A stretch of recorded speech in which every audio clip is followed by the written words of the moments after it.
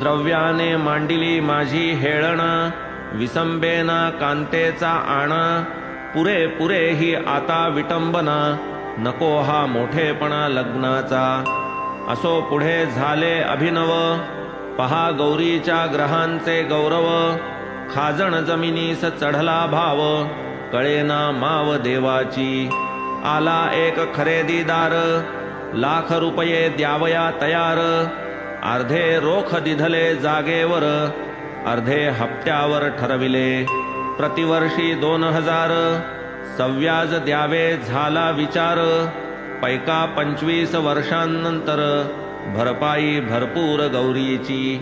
ठराव सर्वांस पसंत पडला, चनबसाप्पा गुरव उठिन्नला, पैका म्हणे जो शंकरा अर्पिला, गुरव पहिला मालिक त्या। तो म्हणे मज गुरवासाठी, अर्धे व्याज वर्षाकाठी, मिळावे माझिया हिशापोटी, त्यावीण संतुष्टी मज नाही। वीरभद्राप्पा नेदी काही, चनबसाप्पा स्वस्थ न राही, जुंपली वादावादी पाही, आले ते दोघेही मजकडे।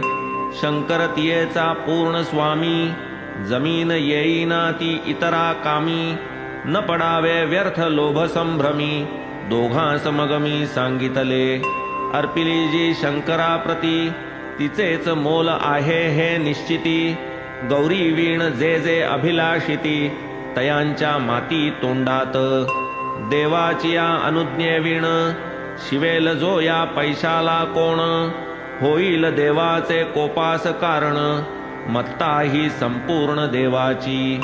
प्रभुत्व जीवर पुजारियाचे, गौरीचे नाते वारसपणाचे, काय चाले तै परकीयांचे, गौरीचे स्वसत्तेचे ते धन।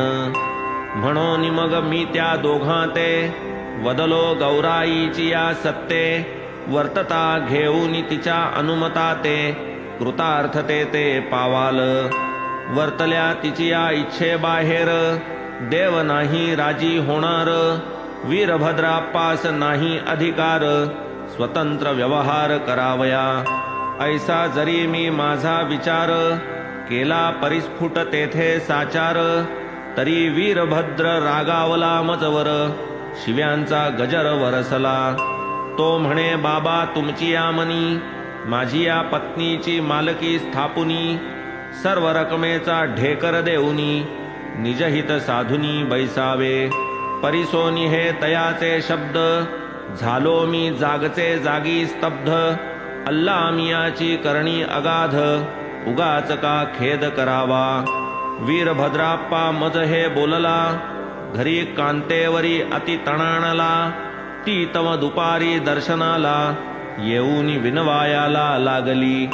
बाबा कोणाची या बोलावर, लक्ष देऊन अवकृपा मजवर, न करावी मी पसरिते पदर, लोभ मज कन्येवर असावा।